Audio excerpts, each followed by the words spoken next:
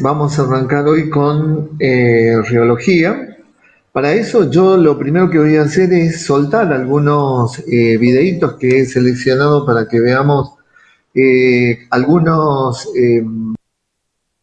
por dicho, algunas sustancias que son distintas a las que habitualmente ustedes han venido estudiando para acá. Lo primero que vamos a hacer es ver la importancia de la riología. La arqueología es el estudio de las sustancias, no es otra cosa que aprender a diferenciar el comportamiento de las mismas. No todas se van a comportar frente a la acción de un esfuerzo de la misma manera, sobre todo cuando están en movimiento. Cuando están en movimiento, ustedes conocen fluidos que hasta acá han venido manejando, que son los conocidos fluidos newtonianos, o sea, los fluidos que responden a la ley de Newton y que tienen prácticamente el 70% de la existencia en el universo, digamos. El otro porcentaje más pequeño, el del 20 y pico por ciento, 28%, 28,5% es de los fluidos newtonianos y el 1,5% corresponde a los fluidos viscoelásticos, que son, o que según muchos autores los incorporan también como no newtonianos, que está bien, porque si yo defino que los newtonianos son aquellos que responden a la ley de Newton, estos no responden, los no newtonianos y los viscoelásticos no responden a la ley de Newton, por lo menos no en su totalidad. Entonces, ¿cuál es la importancia? Bueno, si bien el objetivo de esta materia, como ya vimos, es ver todo lo que es transporte de cantidad de movimiento, transporte de masa y transporte de energía, fundamentalmente vamos a ver que las ecuaciones que se obtienen son distintas según el tipo de fluido del que estemos trabajando. O sea, yo puedo diseñar un evaporador para un fluido newtoniano, seguramente no voy a tener ningún problema. Ahora, la cosa va a ser totalmente distinta si estoy trabajando con un fluido no newtoniano. ¿Por qué va a ser distinto? Y bueno, va a ser distinto porque su reacción frente a la aplicación de un esfuerzo es totalmente distinta. Entonces, de allí es la importancia de estudiar la geología como para que, como primer medida, ustedes cada vez que tengan que diseñar algún equipo, lo primero que tengan que hacer es estudiar cuál es el comportamiento que tiene el fluido o la sustancia con la que están trabajando. Bien, para ello y para mejorar la comprensión vamos a ver unos videos así muy elementales y después ya vamos a entrar a la teoría en concreto para que se pueda obtener mejor. Estamos haciendo al revés de lo que hicimos en la última clase. En la última clase empezamos con la teoría cruda y después soltamos algunos videos. Pero ahora en esto que es la geología, yo creo que lo más conveniente, porque no estoy delante de ustedes y no tengo los elementos acá, ¿vale? Además se muestran mucho mejor a través de los videos. Entonces vamos a entrar para eso a compartir pantalla. Vamos a compartir pantalla mismo.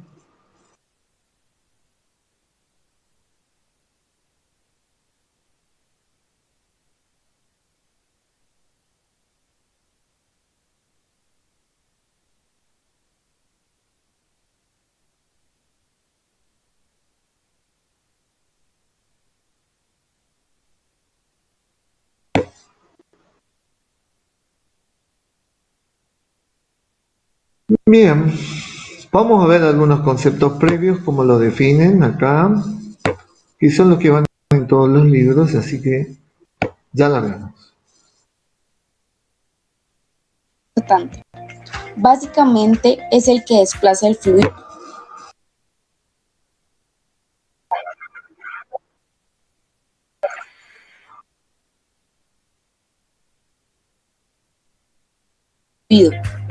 relación entre la fuerza tangente por área de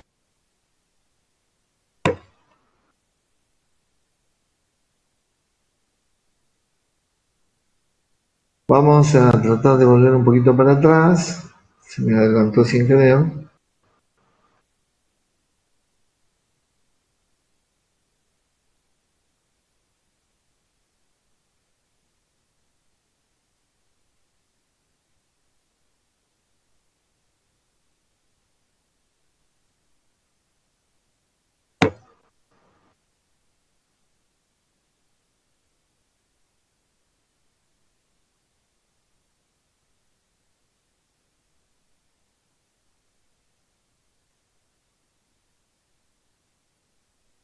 No, no, por favor.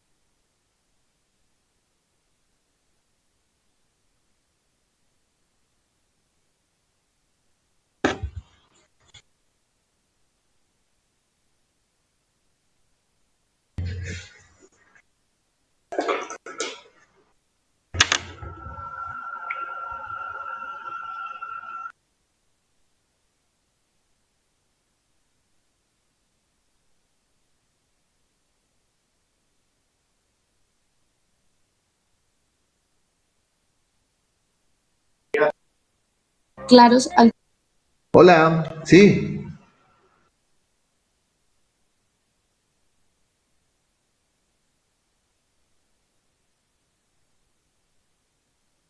Bueno, vamos a tratar. unos conceptos.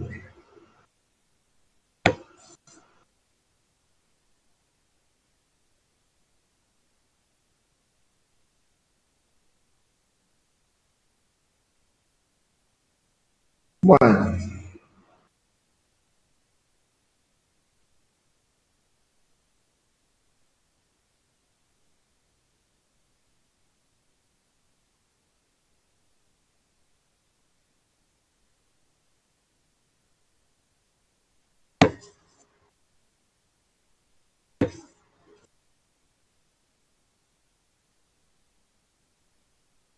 bueno, ahora sí estamos compartiendo pantalla. No sé si ustedes estaban viendo el video o no, pero bueno, lo vamos a colocar de nuevo.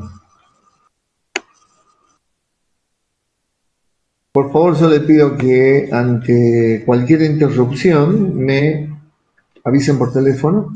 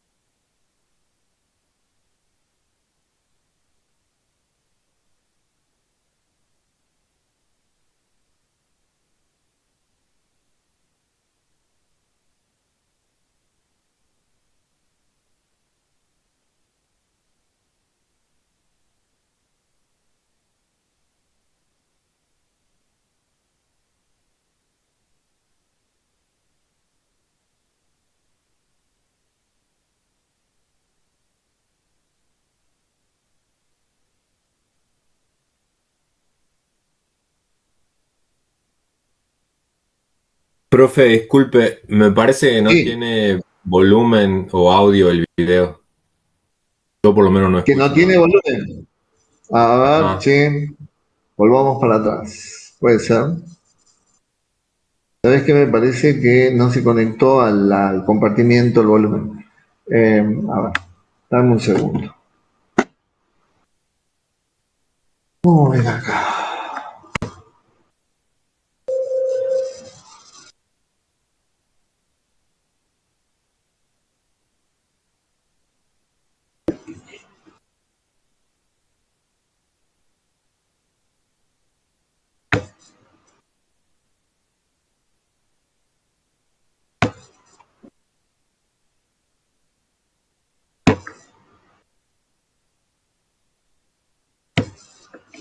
Acá está el problema del audio, ¿eh? Esto fue todo. Todo.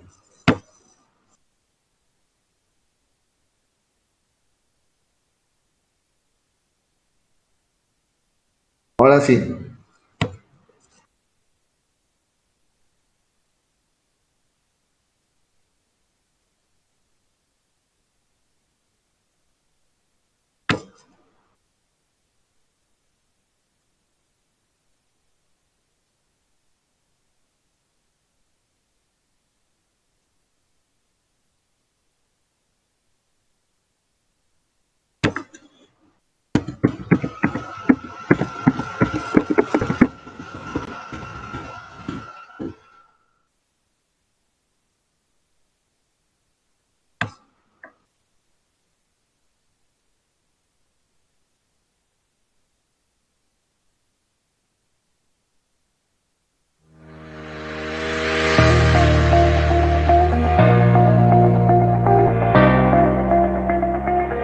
Ahora se escucha. Antes de hablar, ahora sí se escucha perfecto. debemos tener claros Bien. algunos conceptos previos que nos ayudarán a entender mejor este tema. Esfuerzo cortante. Básicamente es el que desplaza el fluido. Esta es la relación entre la fuerza tangente por área de contacto con el fluido, donde Tau es el esfuerzo cortante, F la fuerza tangencial y A el área de contacto. Chicos, acá nos vamos a detener un cachito porque lo que nosotros vamos a ver es justamente eso. Vamos a tener un fluido al cual le vamos a aplicar una fuerza, un esfuerzo cortante, una fuerza por unidad de área. El shear stress es justamente eso, el esfuerzo cortante, y lo define como una tensión tau igual a fuerza por unidad de área. Entonces, vamos a ver que cuáles son los fluidos que se mueven. Por ejemplo, los sólidos difícilmente al aplicarle un esfuerzo se lleguen a mover, ¿no es cierto? O se deforman si el esfuerzo es demasiado grande o se rompen, pero no se van a mover. En cambio, sí, un fluido se va a mover. ¿eh? Bueno, Velocidad de deformación. Es el cambio de la velocidad del fluido. Para definirla, depende principalmente de la dirección en la que se mueve el fluido y el sistema de coordenadas que éste trabaja. yo puedo tener el fluido encerrado y no va a estar moviéndose, pero en cuantito yo le aplico una fuerza, por ejemplo, a esta tubería, y a ese fluido va a comenzar a moverse. Entonces, la variación de la velocidad a lo largo del eje Y, ¿no es cierto?, va a ser la deformación que está sufriendo el fluido. Fíjense ustedes que acá, esta va a ser la dirección X, siguen mi cursor, ¿no? Y esta, en perpendicular, va a ser la dirección Y. Fíjense que acá es donde se van a producir los distintos cambios de velocidad porque las paredes estas no se están moviendo. De allí es que la variación de la velocidad que va en la dirección X respecto del eje Y, es lo que vamos a llamar nosotros deformación. Donde gamma es la velocidad de deformación y dB de X de Y es el cambio de la velocidad. Viscosidad. Es la resistencia que presenta el fluido a fluir sobre una superficie. Existen varios tipos de viscosidad. Viscosidad dinámica, también llamada viscosidad absoluta, se entiende como la relación entre la velocidad y el esfuerzo cortante. Viscosidad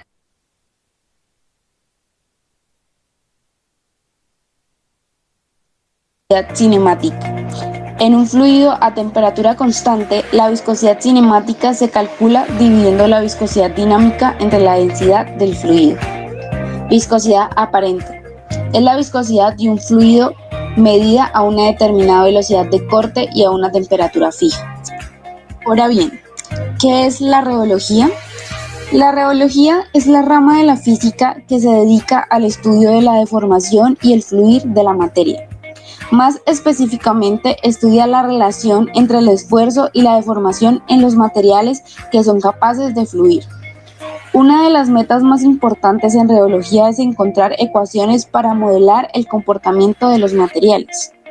Las propiedades mecánicas estudiadas por la rheología se pueden medir mediante rheómetros, aparatos que permiten someter el material a diferentes tipos de deformaciones controladas y medir los esfuerzos o viceversa. ¿Qué es un fluido y qué tipos de fluidos existen según su comportamiento rheológico? Los fluidos son sustancias que no tienen forma definida, que pueden fluir de manera fácil y que no pueden resistir ningún tipo de fuerza cortante, por lo cual se deforman continuamente. Los fluidos se pueden encontrar en distintos estados de la materia. Líquidos, gases, plasma y algunos sólidos plásticos conforman el grupo de fluidos. El término fluidos suele ser empleado como sinónimo de líquidos. Sin embargo, esto excluye la presencia de los gases, plasma y sólidos plásticos como fluidos, por lo que no es adecuado. Los principales tipos de fluidos son fluido newtoniano, fluido no newtoniano y fluidos viscoelásticos. Fluido newtoniano. Un fluido newtoniano es una sustancia homogénea que se deforma continuamente en el tiempo ante la aplicación de una fuerza independiente de la magnitud de ésta. En otras palabras, es una sustancia que, debido a su poca cohesión intermolecular, carece de forma propia y adopta la forma del recipiente que la contiene. Los fluidos más comunes como el agua, el aire, la gasolina son newtonianos en condiciones normales. Los fluidos newtonianos se modelan con la ley de la viscosidad de Newton, donde tau es el esfuerzo cortante, Ty de T la tasa de cizalladura y μ la viscosidad dinámica. La ley de viscosidad de Newton establece que la fuerza por unidad de área es proporcional a la disminución de la velocidad con la distancia. Fluido no newtoniano.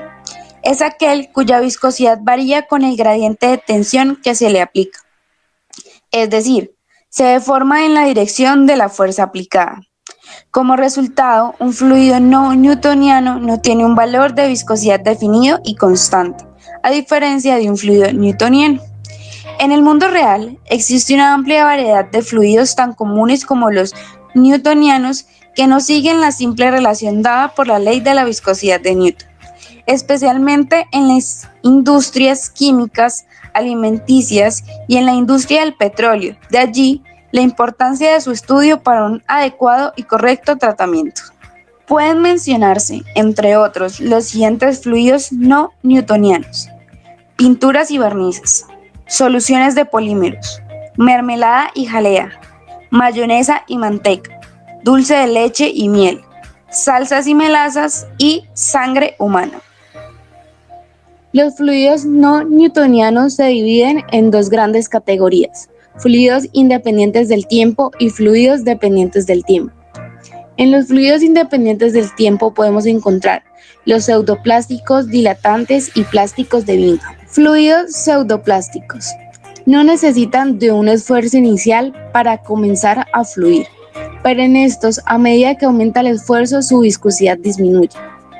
Algunos ejemplos son suspensiones acuosas de arcilla, napal de queroseno, mostaza y pasta de papel en agua.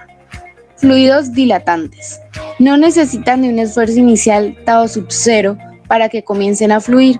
Son fluidos en los que se produce un aumento de la viscosidad con el aumento del esfuerzo. Algunos ejemplos son harina de maíz mezclada con agua, disoluciones de almidón muy concentradas y dióxido de titanio. Plástico ideal o de Bingham es un fluido que se comporta como un sólido hasta que se excede un esfuerzo de deformación mínimo. tras el cual muestra una relación lineal entre el esfuerzo y la relación de deformación. Algunos ejemplos son emulsiones, pinturas y lodos de perforación. En esta gráfica podemos ver el esfuerzo cortante versus la velocidad de deformación, donde observamos el comportamiento de los diferentes tipos de fluidos mencionados anteriormente, en especial el del plástico de Bingham, que no inicia como los otros desde un esfuerzo igual a cero, sino desde un valor de esfuerzo diferente tau sub cero. ¿Cuáles serían los modelos más conocidos para estos fluidos? Los principales modelos son modelo generalizado de Newton, donde tau es el esfuerzo cortante, gamma la velocidad de deformación y eta la viscosidad aparente. Modelo de Bingham, donde tau sub cero es el esfuerzo cortante, gamma la velocidad de deformación y eta la viscosidad aparente. Modelo de Ostwald-Wilde, ley de potencias, donde m es el coeficiente de consistencia, gamma la velocidad de deformación y n el índice de potencias. Cuando n está entre 0 y 1, el fluido tiene un comportamiento pseudoplástico. Cuando n es igual a 1, tiene un comportamiento newtoniano y cuando n es mayor a 1, dilatante.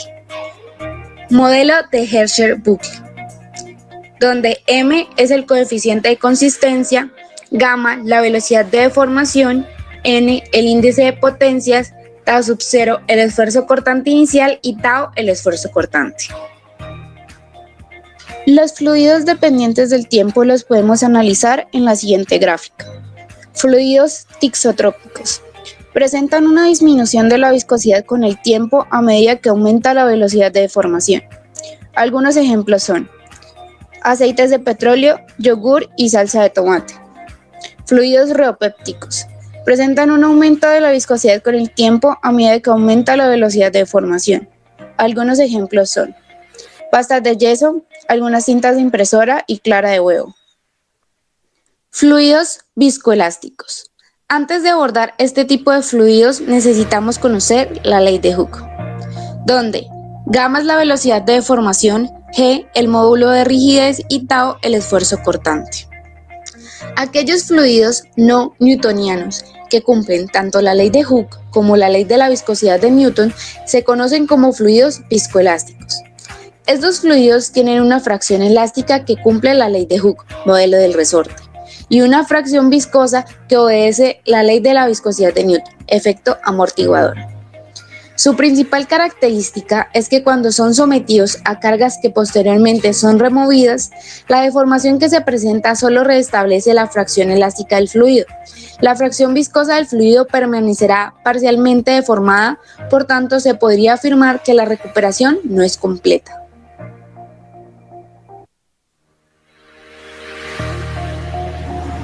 Para nuestro proyecto realizaremos un sencillo y divertido experimento que podrá...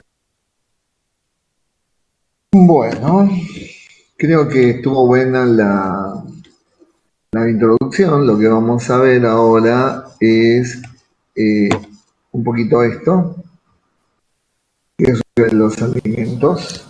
Hola a todos, soy Ingrid Karpenko, soy licenciada en nutrición, formo parte de la cátedra de técnica dietoterápica de la carrera de licenciatura en nutrición de la Universidad de Buenos Aires.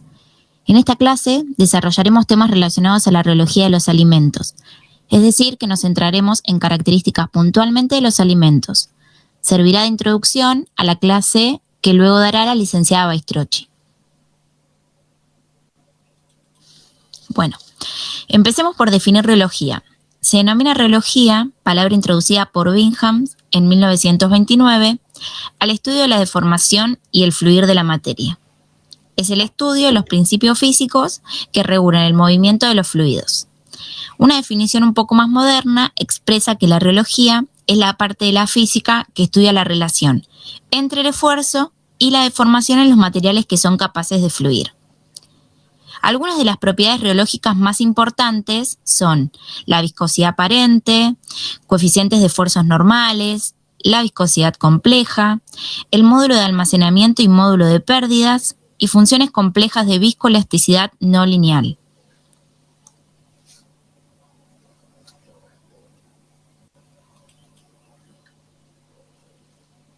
Centrándonos en la viscosidad, pensemos en un ejemplo. Cuando estudiamos el pasaje de un líquido o semilíquido por una sonda, observamos que existe una resistencia a ese pasaje dada por el rozamiento entre las diferentes capas del líquido entre sí y con las paredes de la sonda. Esto va a determinar que no todos los puntos del líquido se muevan con la misma velocidad. Entonces, la viscosidad puede definirse como el rozamiento interno que actúa dentro de un fluido. Esto es su resistencia a fluir. Esta resistencia va a estar dada por el roce entre las capas del líquido y entre el líquido y las paredes del recipiente que lo contienen. En consecuencia, y de acuerdo a las características de la sustancia y la temperatura, tendremos distintos valores de viscosidad. La viscosidad también es considerada una medida de la tasa de flujo. Hablando puntualmente de las unidades de medición, en el sistema internacional se mide en pascales segundo, pero la unidad más utilizada es el centipoise, que es equivalente a 1 milipascal segundo.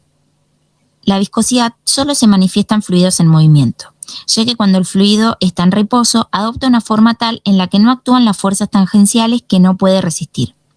Es por esto que llenado un recipiente con un líquido, la superficie del mismo permanece plana, es decir, que permanece perpendicular a la única fuerza que actúa en ese momento, la gravedad. La medición de la viscosidad también se utiliza para el control de calidad, sobre todo en productos que deben tener cierta consistencia en relación a su aspecto y palatabilidad, como por ejemplo cremas, yogur, salsas o flanes.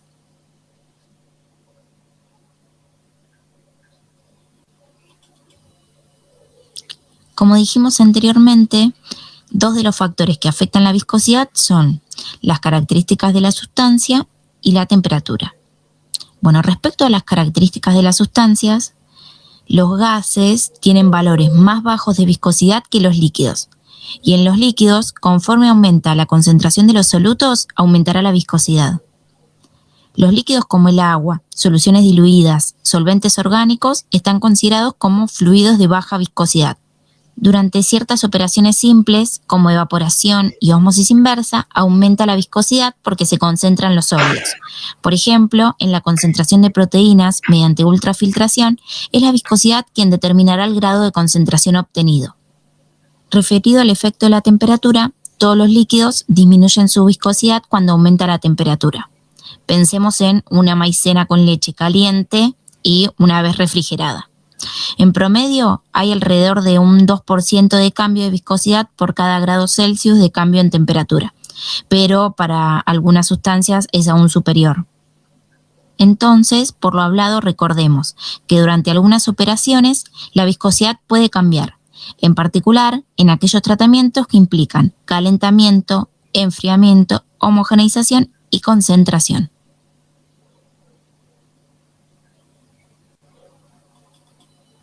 Mencionamos el término fluido, pero no lo definimos. Podemos definir a los fluidos como las sustancias que bajo la aplicación de un esfuerzo se deforman continuamente. Existen dos grandes tipos, los fluidos newtonianos y los no newtonianos. Los fluidos newtonianos son los que obedecen a la ley de Newton de la viscosidad. Esta ley dice que el esfuerzo de corte de un fluido newtoniano es igual al producto de su viscosidad y el gradiente negativo de su velocidad. Es decir, cómo la velocidad cambia respecto a la posición del fluido. Cuando la viscosidad es constante para una cierta temperatura, se dice que el fluido es newtoniano. Generalmente los fluidos que tienen este comportamiento son los gases, los metales fundidos y la mayoría de los fluidos simples, como el agua, la leche, algunos jugos, aceites, jarabes, las soluciones. A los fluidos que no cumplen con esta ley de proporcionalidad se los denomina entonces no newtonianos. Algunos ejemplos son las suspensiones coloidales, las pinturas, el dulce de leche. Los no newtonianos no tienen una viscosidad exacta, sino que se la llama viscosidad aparente, porque no fluye de igual manera a igual temperatura y presión. No es lineal la relación entre el esfuerzo de cizalla o corte y el gradiente de velocidad. Entonces, los newtonianos tienen una relación lineal entre el esfuerzo y el gradiente de velocidad. O sea, van a fluir siempre de la misma manera, con cierta proporción. Pero los que pertenecen a los fluidos no newtonianos, la relación entre esfuerzo y gradiente de velocidad no es lineal, o sea, no son proporcionales una con otra.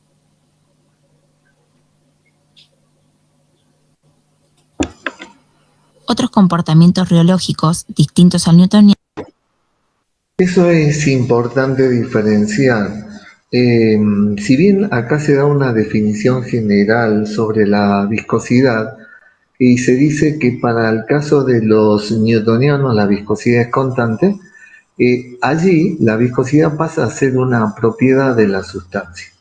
No ocurre lo mismo con los fluidos no newtonianos, donde la viscosidad no va a ser una constante, en cuyo caso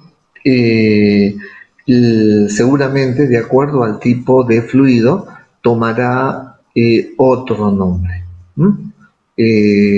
Al no ser constante significa que es una función y por ende no va a ser una propiedad de los fluidos.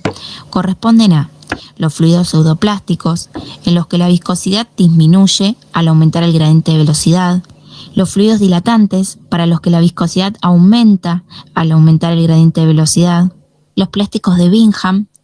En estos es necesario superar un cierto valor umbral de esfuerzo de corte para que el sistema comience a fluir. A baja fuerza de cizalla se comportan como sólidos y no sufrirán deformación hasta que no se alcance una fuerza de cizalla crítica. Más allá de esta fuerza de cizalla, el fluido fluirá. Un ejemplo es la mayonesa. Es importante saber qué es una fuerza de cizalla. Cuando se aplica una fuerza cizallante a un fluido, esta origina una deformación, es decir, un flujo. Además, puede ocurrir que la viscosidad dependa del tiempo. En los fluidos tixotrópicos, la viscosidad disminuye con el tiempo de aplicación del esfuerzo. Algunos ejemplos son el yogur, la salsa de tomates. Y los fluidos reopépticos, en estos la viscosidad aumenta con el tiempo de aplicación del esfuerzo. Entonces, cuando se trabaja con fluidos dependientes del tiempo, como la viscosidad puede aumentar o disminuir, es necesario definir con precisión las condiciones bajo las cuales se realizan las medidas, para que tengan significado y luego también sean reproducibles los resultados.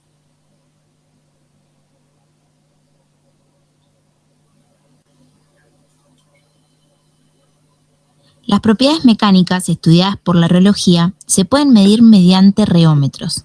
Estos son aparatos que permiten someter al material a diferentes tipos de deformaciones controladas y medir los esfuerzos o viceversa. La viscosidad no se determina subjetivamente. Existen instrumentos usados para objetivar la capacidad de fluir. El instrumento empleado para medir la viscosidad y algunos otros parámetros de flujo de un fluido es el viscosímetro. Fue Isaac Newton el primero en sugerir una fórmula para medir la viscosidad de los fluidos. Y en 1884, Poiseuille mejoró la técnica estudiando el movimiento de líquidos en tuberías. El método clásico es debido al físico Stokes. Consistía en la medida del intervalo de tiempo de paso de un fluido a través de un tubo capilar. Este método fue posteriormente refinado por Cannon. Los viscosímetros de rotación emplean la idea de que la fuerza requerida para rotar un objeto inmerso en un fluido puede indicar la viscosidad del fluido. El más común de los viscosímetros de rotación son los del tipo Brookfield, que determinan la fuerza requerida para rotar un disco en un fluido a una velocidad conocida.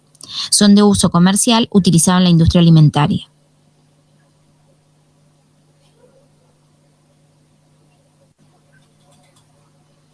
Considerando viscosidades de los productos comunes, todos a temperatura ambiente de 21 grados centígrados, vemos que el etanol tiene una viscosidad bajísima, es menor a 1 centipoise. El agua es la sustancia que tiene viscosidad de 1 a temperatura ambiente. Si continuamos observando el cuadro, vemos las viscosidades de algunos líquidos y semilíquidos como la leche, el jarabe de maíz, el aceite. Un semilíquido altamente viscoso es la miel. Y también podemos observar cómo va incrementando la viscosidad en el resto de los productos. El chocolate, por ejemplo, 25.000 centipoise, la salsa de tomate 50.000, la mostaza 70.000. Y quise ejemplificar con un producto con elevadísima viscosidad, como los compuestos de caucho, con 5 millones de centipoise.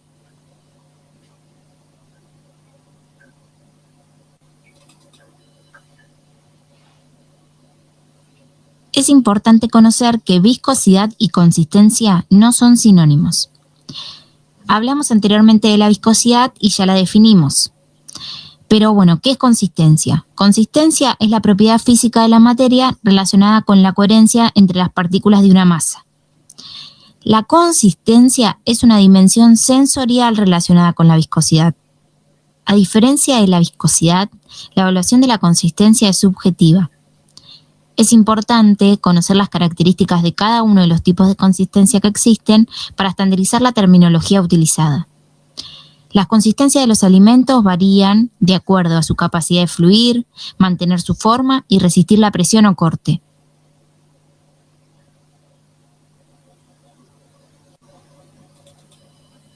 La consistencia de la alimentación puede ser líquida, semilíquida, semisólida, sólida blanda, sólida. Las iremos desarrollando a cada una.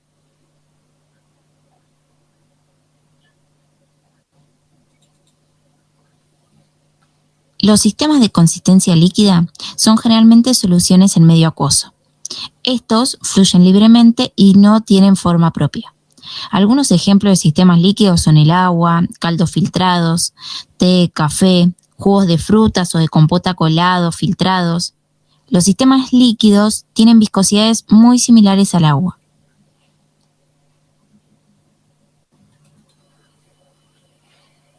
Los líquidos y los semilíquidos no tienen forma propia y ambos fluyen libremente. La diferencia entre estos radica en la viscosidad. Los semilíquidos son dispersiones finas en medio acuoso que ofrecen una mayor resistencia a pasar por un conducto que los líquidos.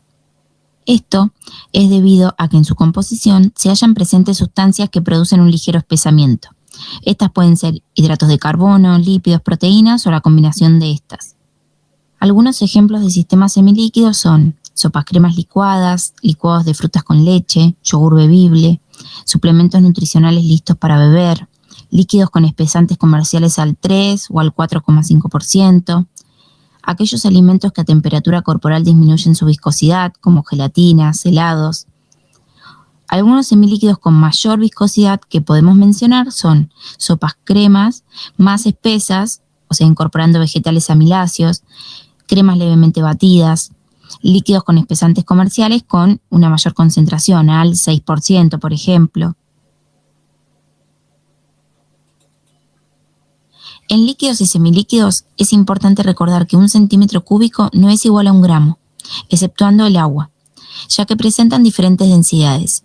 Si consideráramos 1 gramo igual a 1 centímetro cúbico, estaríamos considerando que la masa del sistema es igual al volumen que ocupa.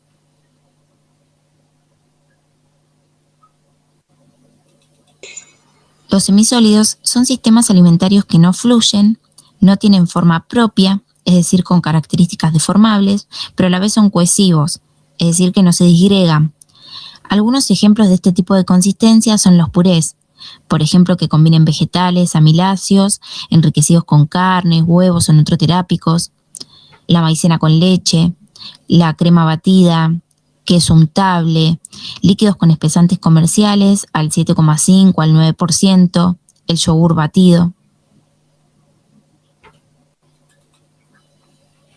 Se debe tener en cuenta que la consistencia semisólida en terapia nutricional adecuada a trastornos de la deglución debe ser homogénea y cohesiva para que el sistema alimentario se deslice suavemente en la cavidad oral sin producir lesiones ni disgregarse, ya que en el último caso pueden trasladarse peligrosamente partículas y provocar una aspiración. Para que el sistema sea homogéneo, durante la elaboración se deben retirar los hilos de alimentos como, por ejemplo, batata o banana, evitar grumos. A la carne vacuna, picarla antes de triturarla, las verduras pisarlas con pizza puré. Respecto a los cereales, usar sémola, pasta fina, harinas. Recordemos que la cohesividad es la capacidad de mantener las partículas unidas entre sí, mantenidas por una fuerza de atracción. En el caso de los alimentos, es la posibilidad de mantener unidas las partículas del mismo, evitando que se disgreguen. Otro concepto importante es el de adhesividad, que es la capacidad de adherirse o pegarse. Es un fenómeno de adsorción superficial. En el caso de los alimentos, tiene que ver con la posibilidad de adherirse a las paredes de la cavidad bucal, de la faringe o el esófago. Entonces, los semisólidos deben ser homogéneos, cohesivos y no adhesivos.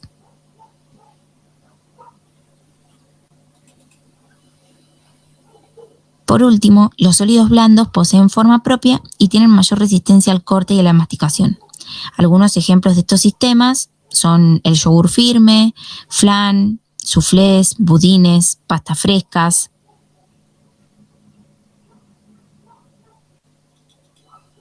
Antes de continuar, quería hacer una aclaración. Cuando utilizo el término sistema, me refiero a sistemas alimentarios, o sea, preparaciones o mezclas de distintos alimentos o productos alimentarios. Ahora sí, repasando los ejemplos de los sistemas alimentarios con las diferentes consistencias, vemos cómo la utilización de un espesante a diferentes concentraciones en el mismo líquido da distintas consistencias. Por ejemplo, usado al 3 o al 4,5% da un semilíquido, pero al 6% da un semilíquido de mayor viscosidad y al 7,5 o 9% cambia de consistencia y es un semisólido. No solo los espesantes comerciales tienen esta propiedad, también ciertos alimentos tienen el poder de espesar y pueden transformar sistemas líquidos en semilíquidos de alta viscosidad o incluso en semisólidos.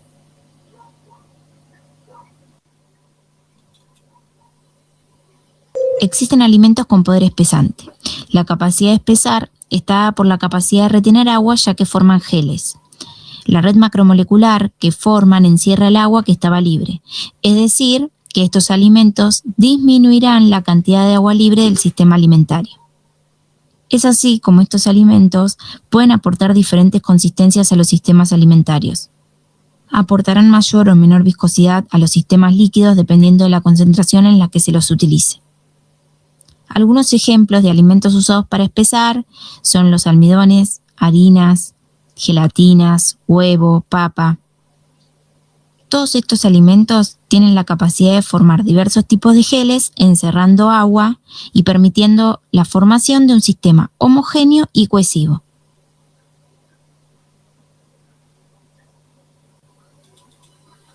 Como todos los espesantes eficaces son hidrofílicos y se dispersan en soluciones como coloides, se han denominado hidrocoloides. Las propiedades generales de los hidrocoloides incluyen el grado de solubilidad en agua, la capacidad de incrementar la viscosidad y en ocasiones la de formar geles. Son sustancias solubles o dispersables en agua. Normalmente se añaden a las formulaciones de alimentos para elevar su viscosidad para obtener una mayor consistencia. En soluciones muy diluidas, la mayoría presentan comportamiento newtoniano.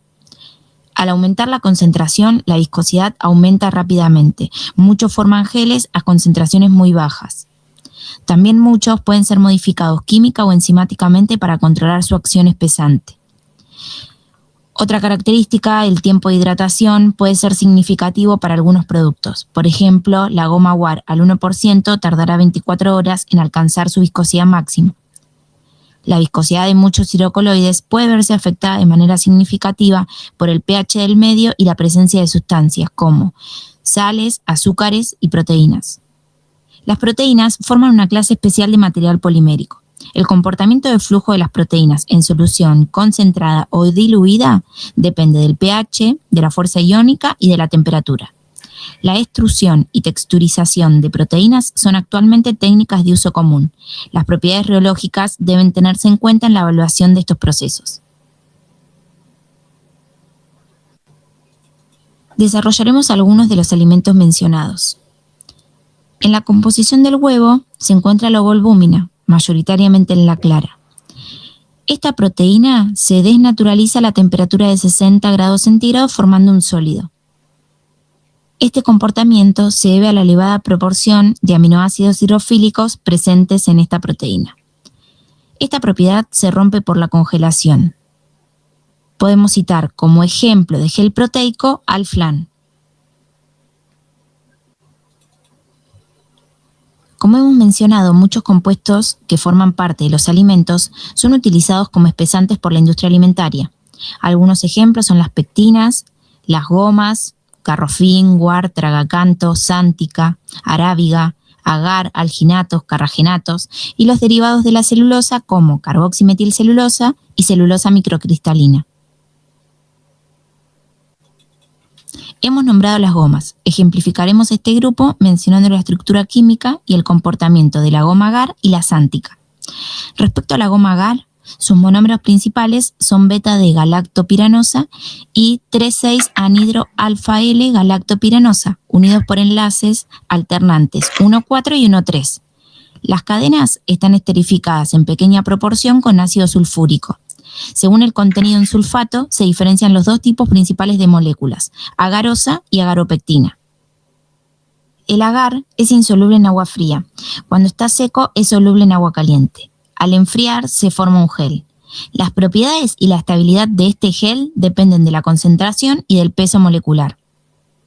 Es un agente espesante muy fuerte. Cantidades muy pequeñas como soluciones al 0,2% ya forman geles, aunque hay distintas calidades. El inconveniente que tiene es que es sensible al calor y a los ácidos débiles. Generalmente se lo utiliza a temperaturas no mayores a 60 grados centígrados. Otra goma utilizada para generar espesamiento es la xántica.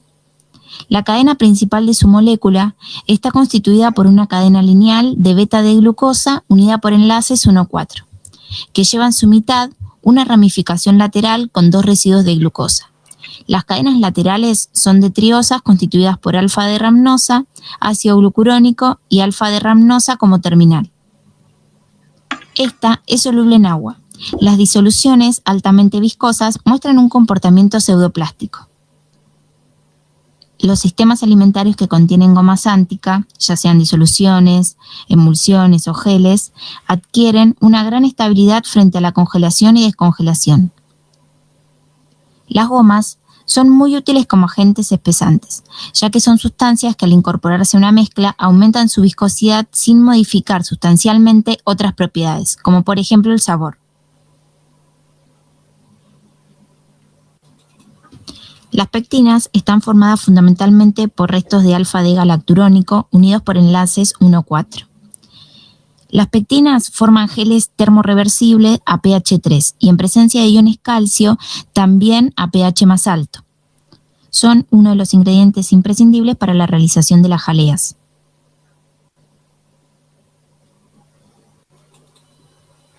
El almidón es un polisacárido formado por monómeros de glucosa unidos por enlace alfa 1,4 y en los puntos de ramificación alfa 1,6. Puede dispersarse en líquidos fríos con facilidad debido a que tiene una carga negativa y se repelen una a otra en el agua.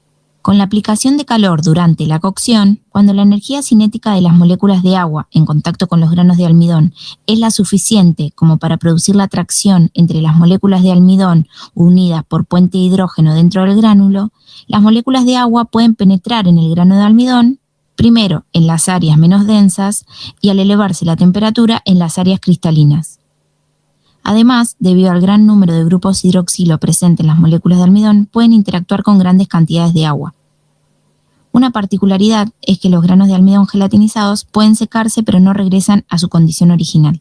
Los granos secos empastados retienen su capacidad de reabsorber agua en grandes cantidades. Esta característica se utiliza en productos industriales como por ejemplo el puré de papas instantáneo. No todas las fuentes de almidón tienen la misma capacidad de espesamiento. En un trabajo realizado por la Cátedra de Técnica Ditoterápica, comparamos las consistencias obtenidas con dos fuentes de almidón como son almidón de maíz y harina de trigo 4 ceros a distintas concentraciones, al 3, al 5, al 7 y al 10% dispersadas en leche. Esta comparación se realizó a dos temperaturas, a 9 y a 80 grados centígrados, y la realizamos con un alimento patrón para cada tipo de consistencia. Todos los sistemas se realizaron bajo la misma técnica y en las mismas condiciones. Obtuvimos como resultado una consistencia mayor en todas las preparaciones realizadas con almidón, en ambas temperaturas de evaluación. Esto se debe a que lo que diferencia principalmente a estas dos fuentes alimentarias de almidón es su composición. En la harina no solo encontramos una menor proporción de almidón, 70% versus 88% del almidón de maíz, sino que además contiene proteínas, que pueden interferir con la interacción con el agua.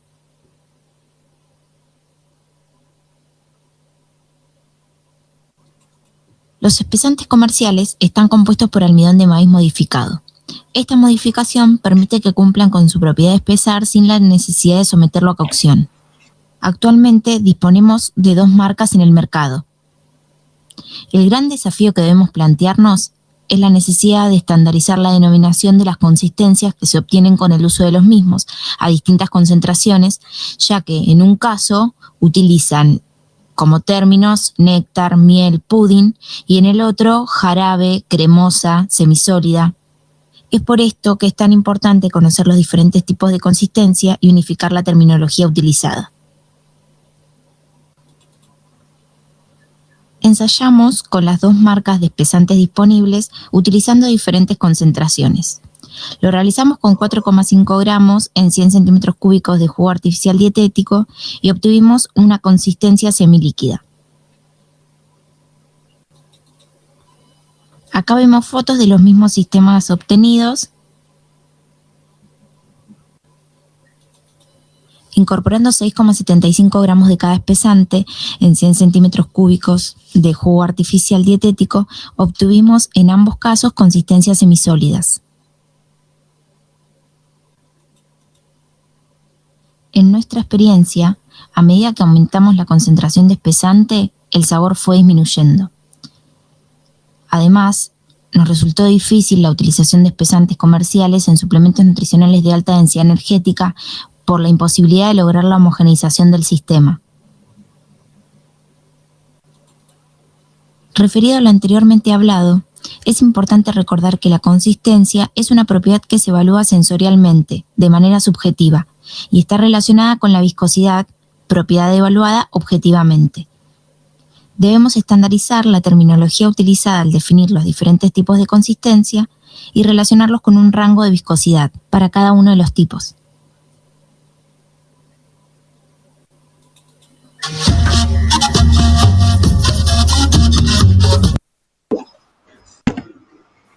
Muy bien, chicos. Acá estamos. Ahora vamos a ver las propiedades de un fluido de perforación para que ustedes vean la diferencia, o sea, se note más, porque lo que acabamos de ver son cómo se comportan algunas sustancias alimenticias. Entonces los tengo que llevar seguramente a la parte de newtoniano. Perdón.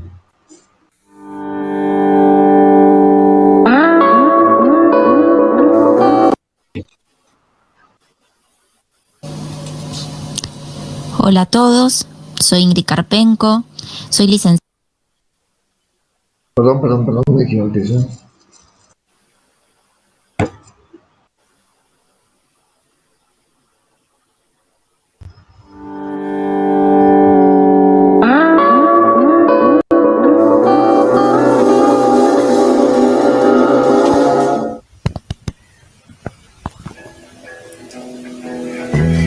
Hola y bienvenido a un nuevo video de esta sección de fluido de perforación. En esta ocasión vamos a hablar sobre la rheología. Pero antes de iniciar con este video te invito a que te suscribas al canal para que no te pierdas más contenido acerca de ingeniería petrolera. Entonces vamos a iniciar con este primer tema. En los fluidos de perforación tú tienes diferentes tipos de propiedades y justamente hay 4 importantes en todos estos tipos de fluidos de perforación y son las siguientes. La primera es la rheología, seguido por la viscosidad, continuando con el punto ascendente y finalizando con la fuerza de gelatinosidad. Cada una de estas propiedades se va a definir en un video por separado. En esta primera ocasión vamos a definir lo que es la rheología. Y bien, esta rheología lo que hace es estudiar la manera en cómo la materia se deforma y fluye. Principalmente analiza la relación entre el esfuerzo de corte y la velocidad de corte, y con esto el impacto que estos dos parámetros tienen sobre las características de un fluido dentro de las tuberías y el espacio anular. Nosotros en los yacimientos, cuando estamos perforando el pozo en este caso, tenemos que manejar un cierto tipo de fluido, en este caso el lodo de perforación. Y el lodo de perforación, como ya lo he explicado en anteriores videos, tiene que tener una propiedad llamada tixotropía. ¿Qué te indica esta propiedad? Y es muy simple.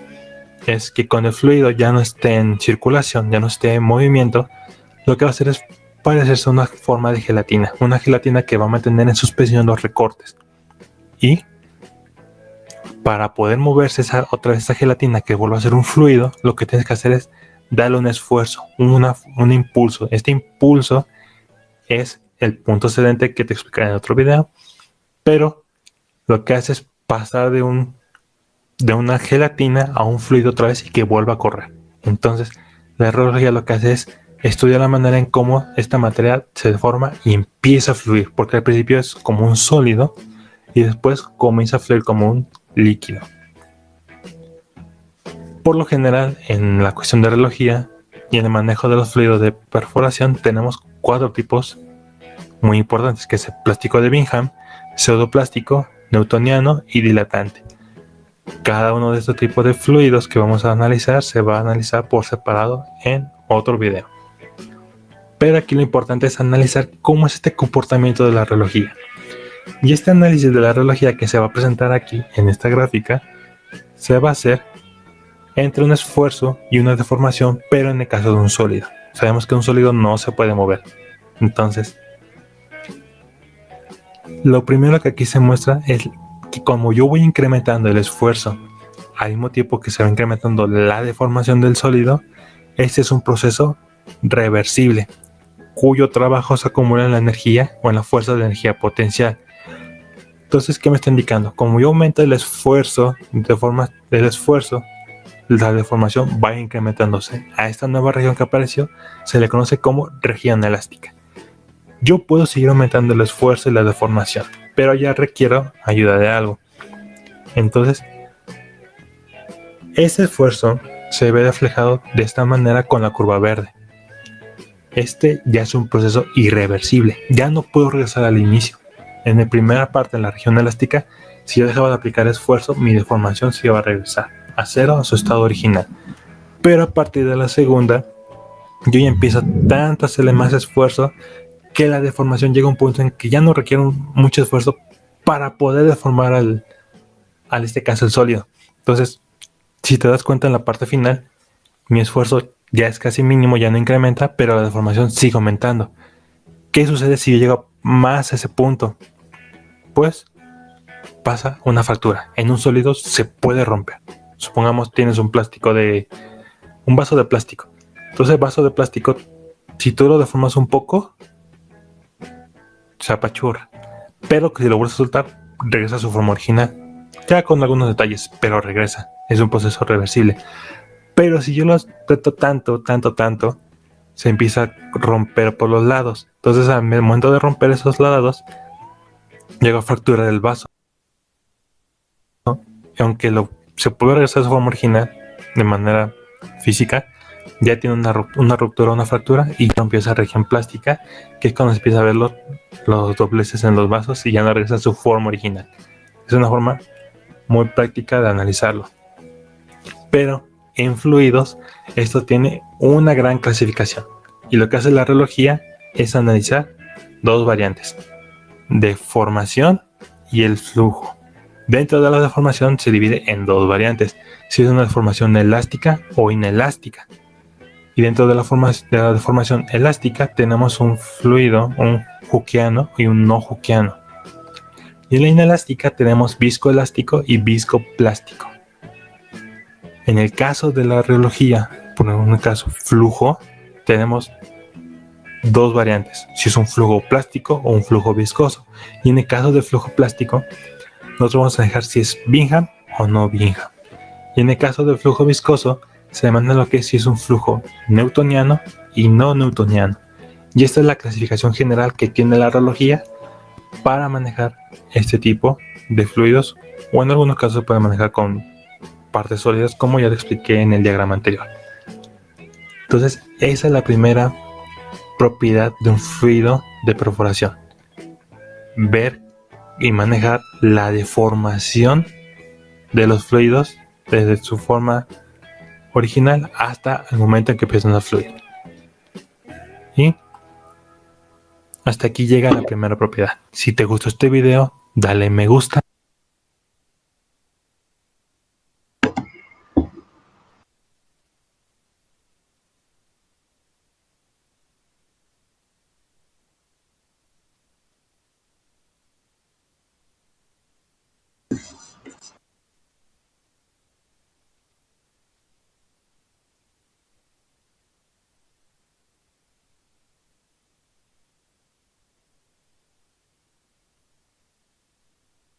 Bueno, vamos a ver para complementar los conceptos básicos este video. Ah, Hola, bienvenidos una vez más a su canal Comentec, Ciencia y Tecnología en tu vida. Continuando con el tema de fluidos newtonianos, hoy hablaremos acerca de sus características y factores que influyen en la medición. ¿Quieres saber más? No te vayas.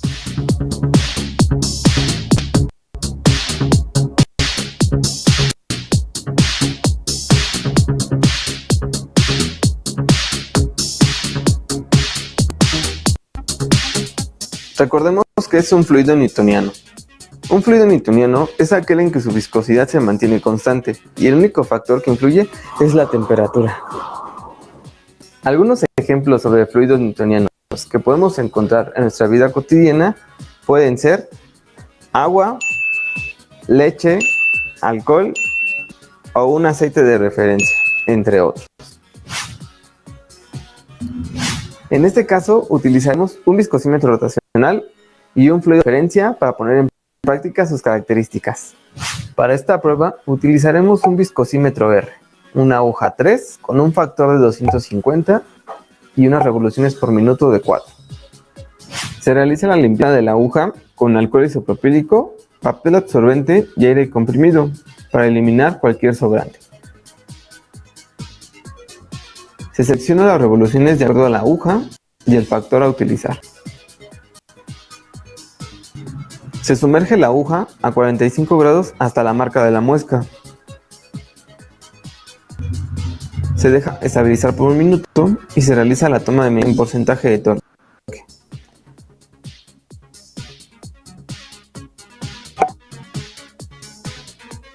Se deja estabilizar por otro minuto y se realiza la segunda toma de medición. Lo que podemos observar es que se mantiene estable al paso del tiempo.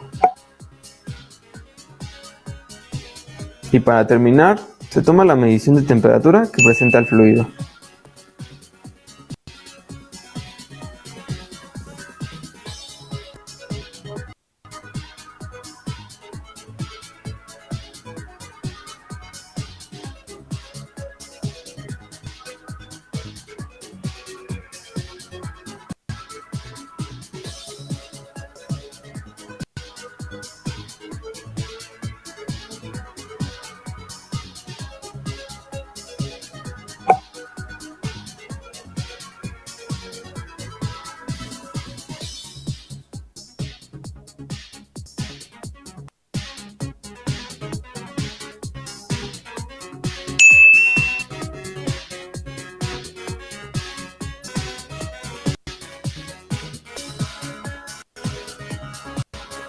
Ya que conocemos las características y factores que influyen en los fluidos newtonianos, ahora nos toca hablar sobre fluidos no newtonianos.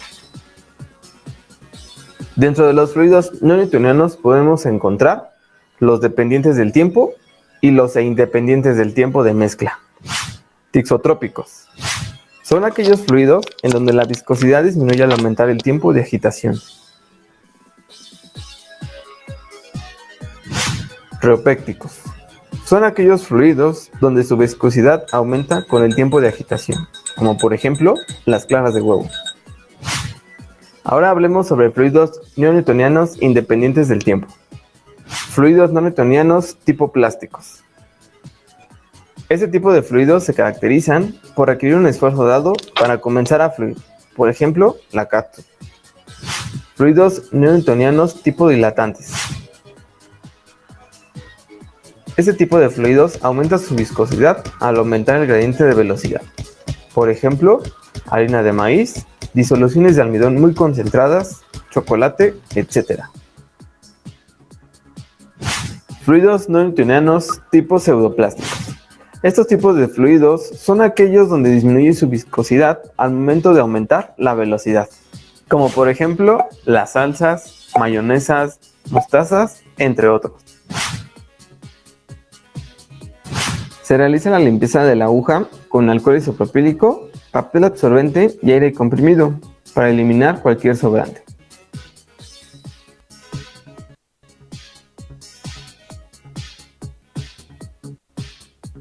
En este ejemplo podemos observar que al momento de aumentar la velocidad, la viscosidad empieza a disminuir poco a poco.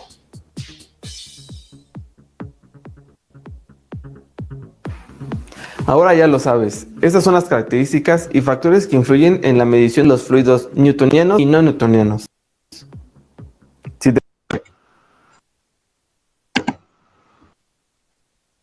Muy bien, chicos, perfecto.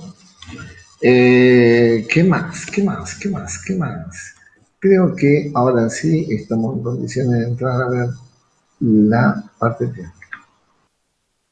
Vamos a salir de acá. Vamos a entrar acá.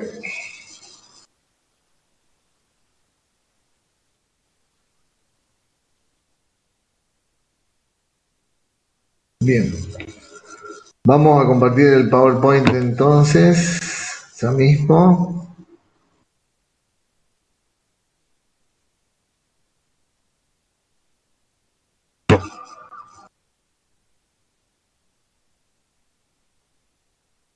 Aguantemos unos segundos.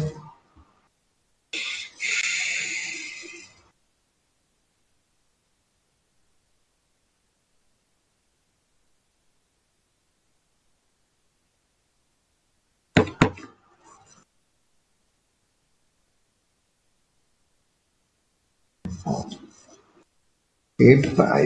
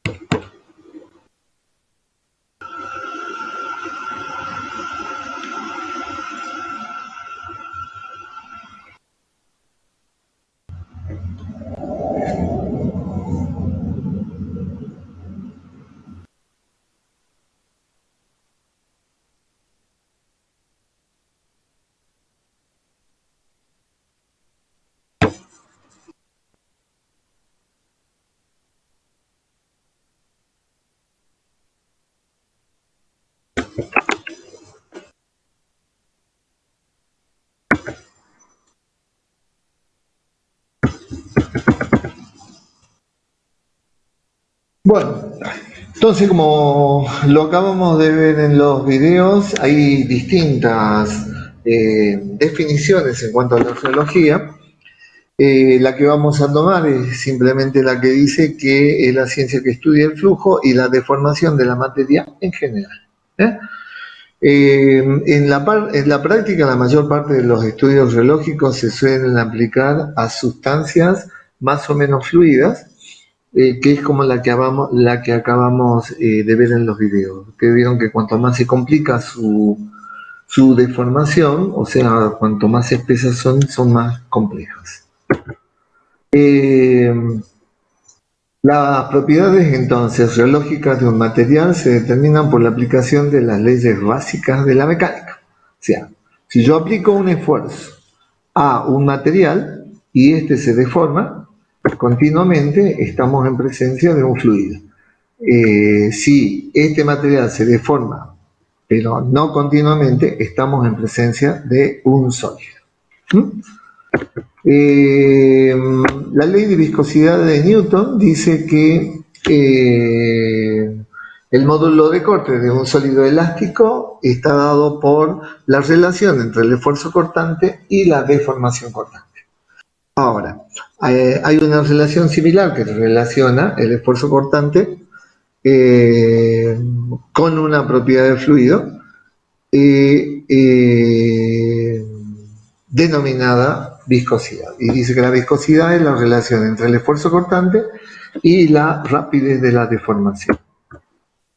Bien, la ley de viscosidad de Newton, que es aplicada a todos los fluidos que se dicen newtonianos porque responden a esta ley, dice justamente eso. Que la rapidez de velocidad cortante en un punto puede definirse como fíjense, si yo tengo acá un sólido en un tiempo t igual a 0 y después de aplicarle un esfuerzo en un tiempo t igual a t más delta de t, yo voy a tener una velocidad distinta de la original, y voy a tener además que se ha desplazado un espacio delta y que podemos definirla como un diferencial de delta respecto del tiempo.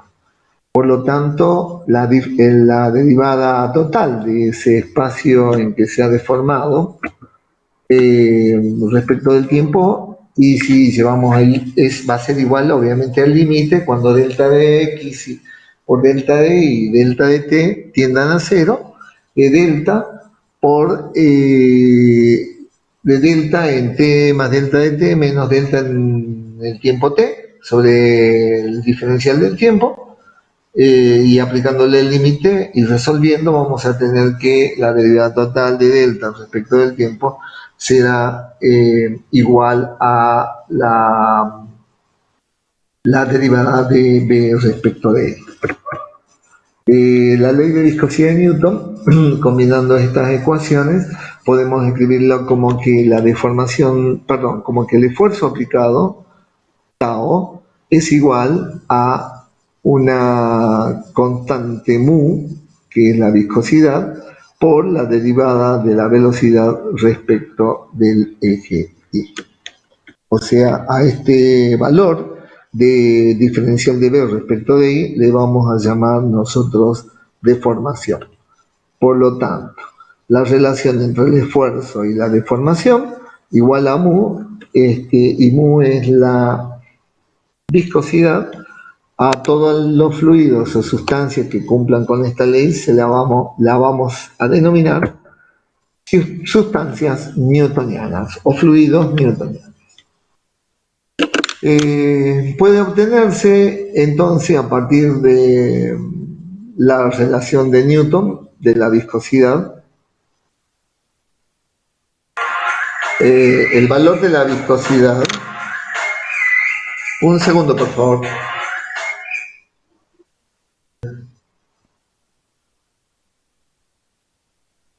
No, Marina no está para rebote grueso, grueso.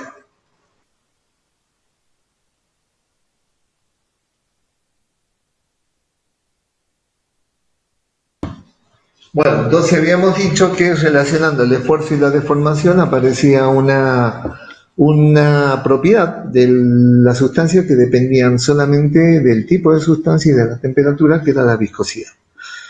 Dimensionalmente, la viscosidad va a ser una relación de un esfuerzo, que es fuerza por unidad de área, F sobre L al cuadrado, sobre un valor de velocidad y un valor de distancia. Por lo tanto, será L sobre T por 1 sobre L. O sea, acá,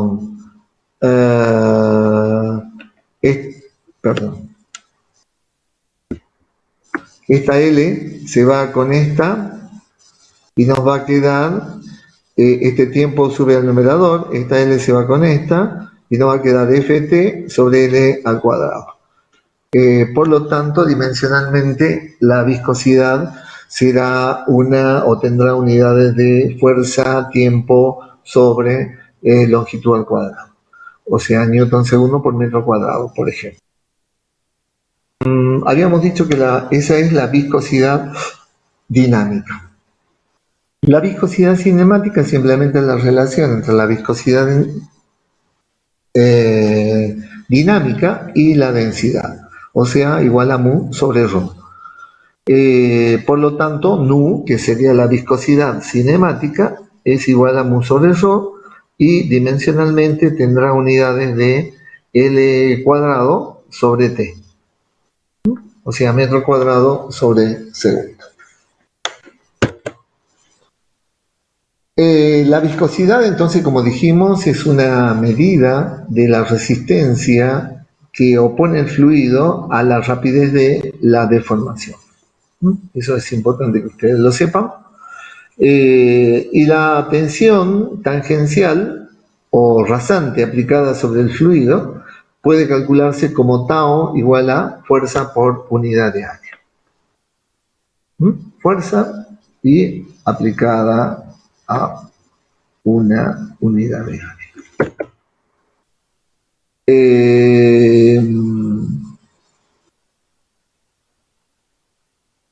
El gradiente de velocidad, si nosotros queremos aplicarlo, va a ser igual a la velocidad.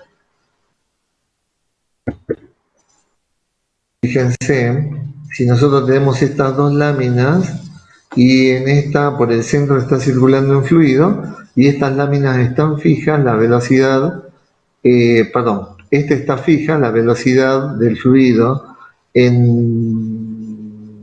que da contra esta pared va a ser 0. Y si esta lámina está móvil, la velocidad será la máxima. Puede estar fija también, en cuyo caso será 0, lo mismo que acá, y la velocidad máxima la tendré en el centro. Entonces, puedo aplicar el gradiente. En este caso, voy a tener que el gradiente de B de X respecto de Y va a ser igual a B sobre delta.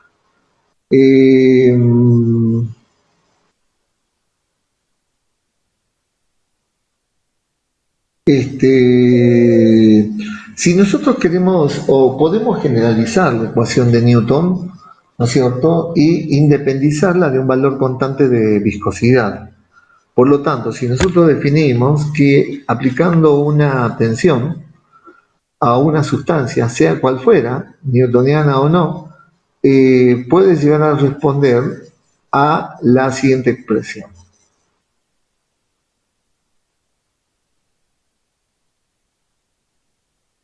Hacer igual a una función por la deformación. Esta función será una constante cuando se trata de fluidos newtonianos y no será una constante o será otra función cuando se trate de fluidos no newtonianos. A esta expresión se la conoce como la ecuación reológica de un fluido, o ecuación general reológica de un fluido. Por lo tanto, en este caso, el gradiente de velocidad o velocidad de deformación gamma será igual al esfuerzo aplicado sobre la función reológica. Los fluidos, como lo habíamos visto, podemos clasificarlos en newtonianos, no newtonianos y viscoelásticos. Los fluidos newtonianos son aquellos donde la viscosidad es constante y que pasa a ser una propiedad de los fluidos y que además solamente va a depender del tipo de sustancia, o sea, de la naturaleza de la sustancia y de la temperatura. De ahí sí es que van a encontrar valores de viscosidad distintos para distintas sustancias y distintos para distintas temperaturas para la misma sustancia. Los fluidos no newtonianos, como ya vimos en los videos, podemos clasificarlos en fluidos independientes del tiempo y fluidos dependientes del tiempo.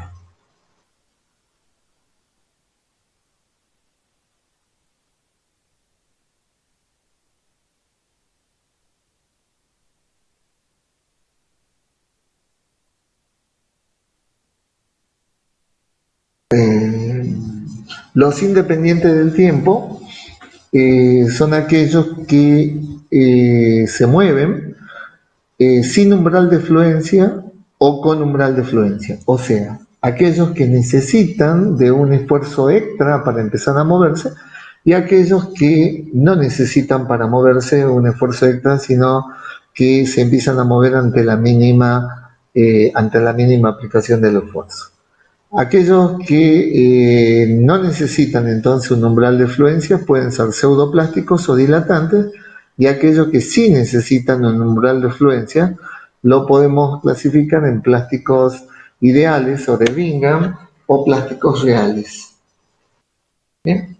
Y dentro de los dependientes de tiempo vamos a tener los tixotrópicos y los reoplécticos.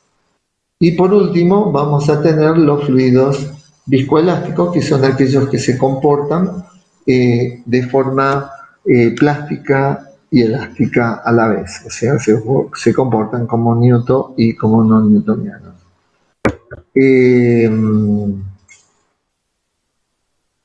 Ejemplos de los fluidos newtonianos, como ya vimos, están el agua, el aire, los aceites, algunos jugos, no todos los jugos, en fin. Y los fluidos newtonianos son los fluidos, ya como ya vimos, cuya relación entre el esfuerzo y la deformación no se ajusta a la ley de viscosidad de Newton, sino más bien que tienen un comportamiento geológico anómalo y que es una función, la relación entre el esfuerzo y la deformación. Los fluidos no newtonianos, la viscosidad no es una propiedad física, denominándose una viscosidad aparente al cociente entre el esfuerzo y la deformación. Entonces, de allí es que muchos autores, cuando hablan de viscosidad, hablan únicamente de los fluidos newtonianos. Y cuando hablan de fluidos no newtonianos, hablan de viscosidad aparente, o en cuyo caso ya tienen que referirse específicamente a al tipo de fluido no newtoniano, porque esa función va a cambiar de acuerdo al tipo de modelo no newtoniano. Dentro de los pseudoplásticos y los dilatantes, o sea, de los independientes del tiempo, estos van a responder a la ley de potencia de Oswald, que dice que la aplicación de un esfuerzo en los fluidos, cuando empiezan a fluir y son pseudoplásticos o dilatantes, esto es igual acá a un índice de consistencia por la deformación elevado a un índice de comportamiento, al flujo. En los pseudoplásticos, n es menor que 1, como ocurre con los shampoos, las salsas, los acondicionadores. Y en los dilatantes, n es mayor que 1, como ocurre en todas las suspensiones concentradas de almidón, de arena húmeda.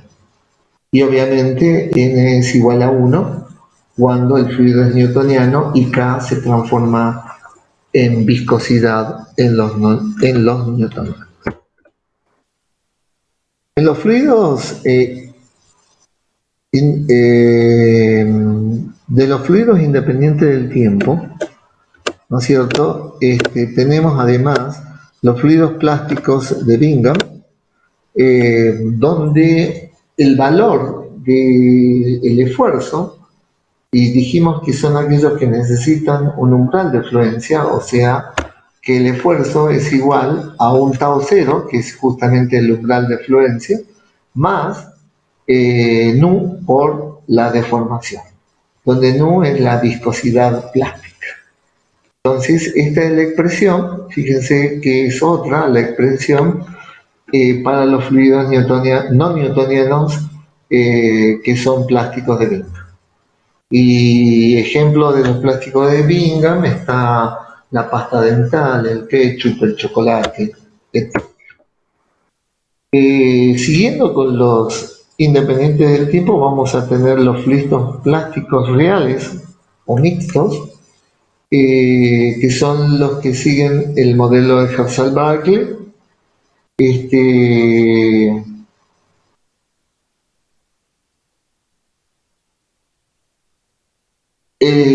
Cuya ecuación dice que el esfuerzo es igual a un esfuerzo, a un umbral de fluencia, un esfuerzo cero, más K por gamma a la N, donde N sigue siendo el índice de comportamiento y K es el factor de consistencia y tau cero es el umbral. Entonces, representando el esfuerzo y la deformación, el esfuerzo en la ordenada y la deformación en la abscisa, nosotros vamos a tener este grupo o esta curva que responde a los fluidos newtonianos, esta que responde a los fluidos pseudoplásticos, esta que responde a los fluidos dilatantes, esta que responde, perdón,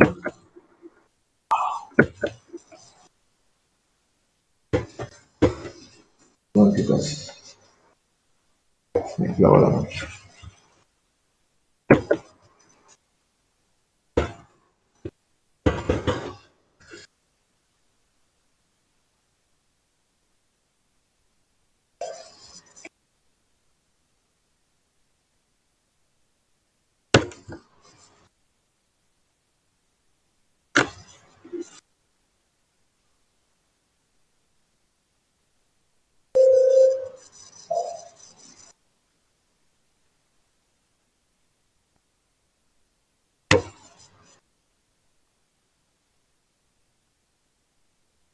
Aguántenme un segundo, por favor, que se me acaba de...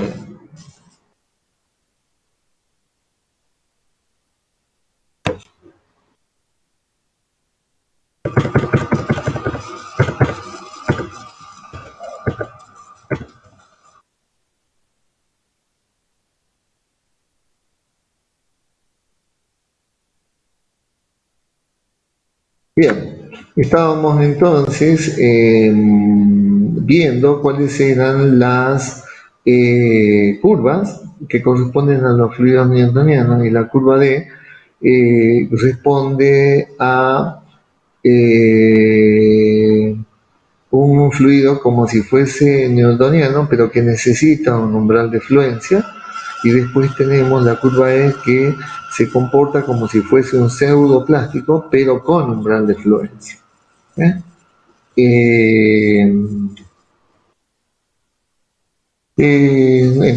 este caso estamos frente a los fluidos plásticos de Bingham, y esto a los fluidos plásticos reales que responden al modelo de Herschel-Berkeley. Vamos a agrandar un poquito la pantalla. Bueno, acá lo tenemos. Después tenemos los fluidos que son dependientes del tiempo, no independientes, sino dependientes del tiempo, como por ejemplo los fluidos tixotrópicos y los fluidos reopécticos. Los tixotrópicos, por ejemplo, el yogur, la mayonesa y la margarina, y los reopécticos, cuya viscosidad va a aumentar o disminuir con el tiempo, o sea que dependen del tiempo, y como decía, la viscosidad aparente aumenta o disminuye con el tiempo, en cuyo caso serán reopécticos o tixotrópicos. O al revés, si ustedes quieren verlo, en el caso de que disminuya la viscosidad, será tixotrópico, y en el caso de que aumente con el tiempo, será reopéctico. No hay un modelo generalizado para este tipo de fluido, los van a tener que descubrir ustedes o determinarlos ustedes cuando estén frente a una planta que maneje este tipo de sustancias. En general, como son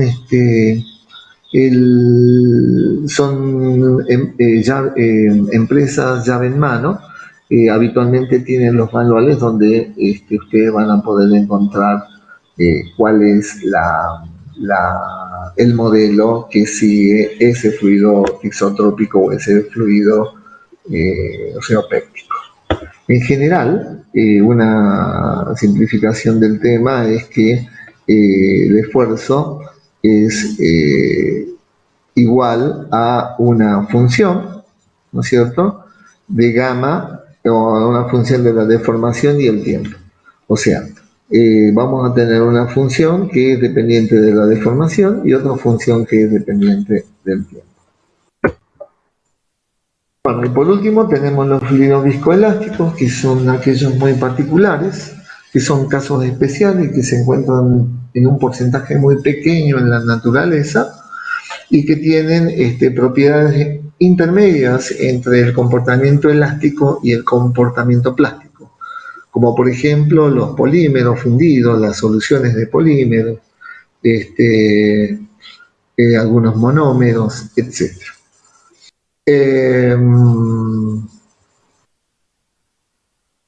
Si nosotros aplicamos una tensión a un fluido viscoelástico, sí. ¿Qué pasó? Bueno, voy a continuar. Si nosotros aplicamos una tensión, entonces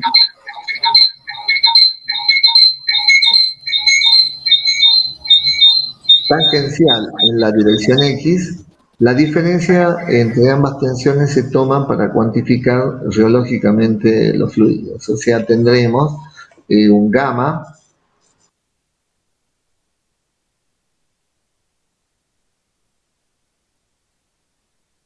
I menos un gamma X igual a K' por gamma a la N. Uno de las formas, de las características que generalmente muestran los fluidos viscoelásticos es el efecto Weissenberg. El efecto Weissenberg, ustedes han visto que cuando uno aplica una agitación a un fluido newtoniano, en general se produce este efecto de vórtice o efecto de embudo. Sucede todo lo contrario en los viscoelásticos, donde se van a encontrar ustedes una respuesta del fluido de este tipo, como el de la figura B. El otro efecto es en la destrucción. Por ejemplo, si yo aplico a través de una tubería o de una matriz rectangular un esfuerzo, vamos a tener que cuando estamos hablando de fluidos newtonianos, el chorro que sale o sigue los límites de la pared donde estuvo encerrado. Fíjense ustedes, es la figura A.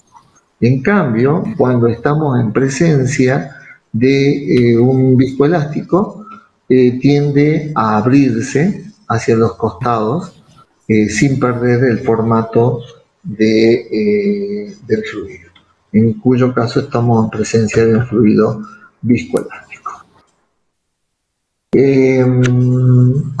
La historia de los fluidos viscoelásticos es muy particular, como en general de los fluidos newtonianos, pero más en los fluidos viscoelásticos, donde necesitamos nosotros un fluido viscoelástico se comporta totalmente distinto a otro. A eso quiero llegar. Razón por la cual nosotros debemos en general contar con las ecuaciones a las cuales responde este fluido. No están publicadas en ningún libro, en general son secretos de las empresas que lo manejan, son muy pocas las empresas que manejan este tipo de fluidos y resguardan bastante bien sus ecuaciones. Bueno, acá estaríamos finalizando nosotros el tema de riología. Este tema lo pueden ver del Alonso, que está bastante bien dispuesto. Yo diría que ya empiecen a leerlo, o por lo menos repitan, ver los videos que yo acabo de mostrar, que son importantísimos para que cuando avancemos ya sobre las propiedades de transporte, yo voy a hacer mención a uno o a otro fluido y ustedes tienen que saber de qué estoy hablando para ver que las respuestas son totalmente distintas en un caso o en otro. Chicos, si hay alguna pregunta, este es el momento de hacerlo y si no, nos estamos viendo en la clase de práctica el jueves o el viernes. Eso es re rápido.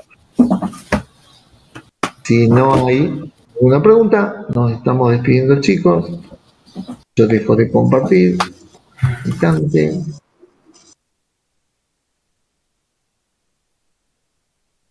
Y dejo de grabar.